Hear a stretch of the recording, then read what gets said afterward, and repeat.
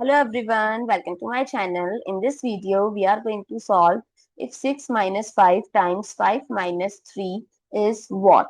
Many people take a wrong approach. They solve it like this. 6 minus 5 as 1 and 5 times 3 as 2 and 1 times 2 as 2, which is a wrong answer and wrong approach. Yes, you heard it right. Because when you have given multiple operations like subtraction, multiplication and then subtraction, then you have to follow BODMAS or PEMDAS rule. Comment down below in your country what you called it. So first you have to solve the multiplication, then subtraction. So it's 6 minus 5 times 5 minus 3. Then first do the multiplication. It's between 5 and 5. So it's 25 minus 3. Now 6 times 6 minus 25. We have same operations. Then always solve it from left to right. So 6 minus 25 is negative 19, negative 3.